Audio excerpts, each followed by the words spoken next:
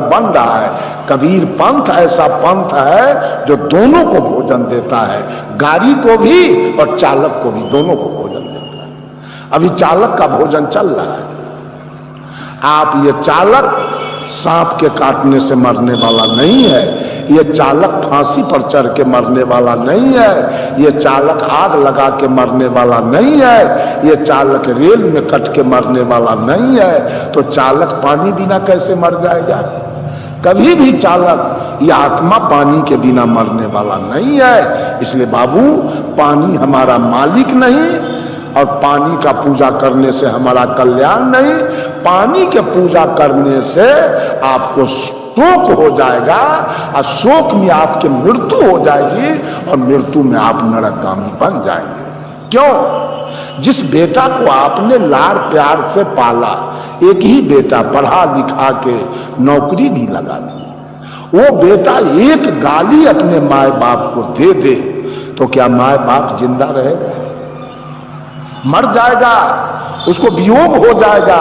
जिस बेटा को मैंने इतने आदर के साथ, इतने सम्मान के साथ पाला, वो बेटा मुझे आज गाली दिया तो अब मैं जिंदा रह के क्या करूं?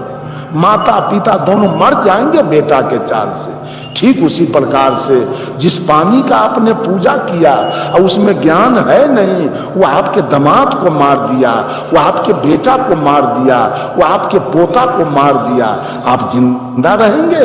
आपको सोई दुनिया दुख भोगने वाला धंधा उठा लिया है।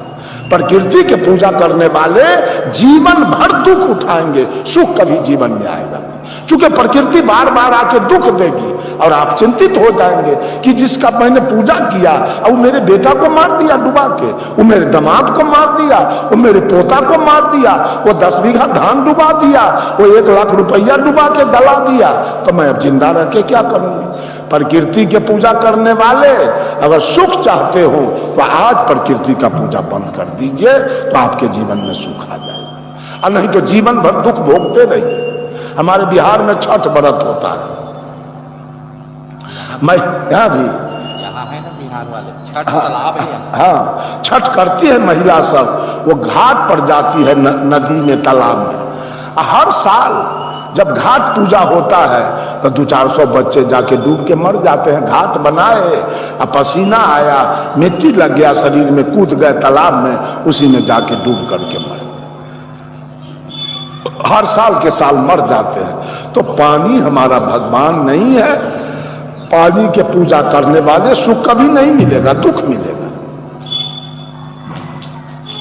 दूसरी पूजा हम आग की कर रहे हैं। आग में इतना महंगा घी, अरबा चावल, जौ, तिल, नारियल, जटामसी, गुगुल, ये सब जलाते हैं। आग भगवान है?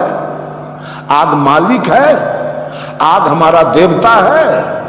तो एक आग लेके अपने घर पर रख लीजिए, आग का चिंगारी लेके अपने ट्रंक में रख लीजिए। आग तो देवता है, मिजाज ठीक कर देगा आपका। एक आग का चिंगारी लेके अपने दोनों जेबी में रख लीजिए, सब कुछ आपका हरियर कर देगा, सही कर देगा वो देवता। आग कभी हमारा मालिक नहीं हो सकता, आग कभी हमारा देवता नहीं हो सकता है। आग जड़ है, आग में ज्ञान नहीं है, ध्यान नहीं है, बुद्धि और विवेक नहीं है, दया और क्षमा नहीं है, क्या आग हम पर दया कर देगा? बंधुओं, आग में गुण है। अभी जाड़ा का समय है, बिहार में चलिए, उत्तर प्रदेश में चलिए, तो हर दरवाजे पर आग फूका हुआ आपको मिलेगा और 10 आदमी बैठे मिलेंगे। आग को ऐसे ताप लिया, शरीर में गर्मी आ गई, अपना काम करने के लिए चले गए। आग से भोजन बना के खाइए, भूख मिट जाएगी। आग से कपड़ा पर आए, लोहा दे दीजिए, प्रेस कर लीजिए, कपड़ा बढ़िया हो जाएगा। आग से चिमनी भट्ठा चला के ईंटा पका लीजिए, आग से खपड़ा पका लीजिए, आग से थर्मल पावर बिजली तैयार कर लीजिए। आग से काम लीजिए। आग में गुण है, लेकिन आग में ज्ञान नहीं है कि आपको आग बचा लेगा। जिस आग का आपने पूजा किया है उसी आग में दामाद जल के मरेगा, बेटा जल के मरेगा।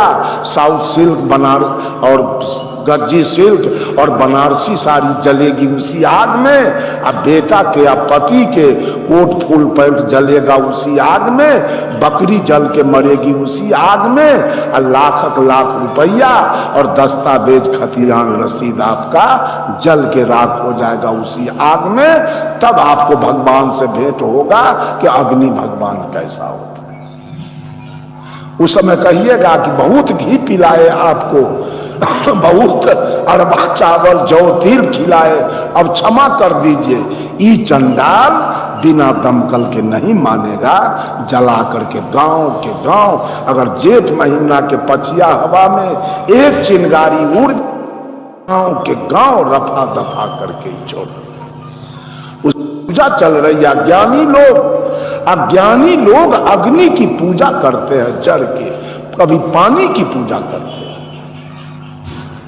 ये अंध श्रद्धावादी है, श्रद्धावादी नहीं है। श्रद्धावादी होते तो मां की पूजा करते। ये अंध श्रद्धावादी है जो कभी पानी की पूजा करते हैं और कभी अग्नि की पूजा करते हैं, कभी आसमान की पूजा करते हैं। आसमान के तरफ ताकते हैं। कोई पूछता है भगवान कहाँ है, तो ऊपर। हमारे पूज्य गुरुदेव आचार्य श्री धर्म स्वरूप साहब पूर्णिया टाउन में, जहां इनका मठ है उसी बगल में पूर्णिया टाउन में त्रिदिवसीय, जैसे यहां त्रिदिवसीय कार्यक्रम हुआ वैसे त्रिदिवसीय सत्संग कार्यक्रम चल रहा था, बिल्कुल 1-2 किलोमीटर के दूरी पर मठ से। तो गुरुदेव शाम के सत्र में चले आते थे अपने मठ पर गाड़ी से, और के सत्र में स्नान ध्यान जलपान करके और फिर मंच पर चले जाते थे। सवेर में गुरुदेव जा रहे थे मंच पर, और उधर से एक दरोगा जी मोटरसाइकिल से आ रहे थे। गाड़ी में देखा गुरुदेव का नाम आचार्य धर्म स्वरूप साहेब जीवन ज्योति केंद्र पूर्णिया। उसने देखा और इशारा किया गाड़ी रोकने के लिए। गुरुदेव जी ने ड्राइवर को कहा गाड़ी रोक दो। ड्राइवर गाड़ी रोक दिया। साहब जी गाड़ी का दरवाजा खोले और दरोगा जी आए और गुरु जी को पैर छू के प्रणाम किया और कहा गुरु जी सुनने में आया कि आचार्य परवर का प्रवचन 3 दिन से पूर्णिया के इर्द गिर्द में हो रहा है। विचार किया कि जाऊं जरा गुरुदेव के विचार को सुनूं, लेकिन मैं पहुंच नहीं पाया। तो गुरुदेव ने कहा क्यों नहीं आए? तो दरोगा जी ने कहा ऊपरका के कृपा। ऊपरका का कृपा नहीं हुआ तो सत्संग में नहीं गए। तो गुरुदेव जी ने कहा कि दरोगा जी ऊपर में कोई रहता है क्या? तो दरोगा जी ने कहा आप लोग ऊपरका को नहीं मानते हैं? तो गुरुदेव जी ने कहा नहीं, मैं निचलका को मानता हूं, ऊपरका को मैं नहीं मानता हूं। तो दरोगा जी ने कहा इसका मतलब आप लोग सच्चे साधु नहीं हैं। और रामायण का एक चौपाई झट से बोल दिया। जब दरबहु दीन दयाल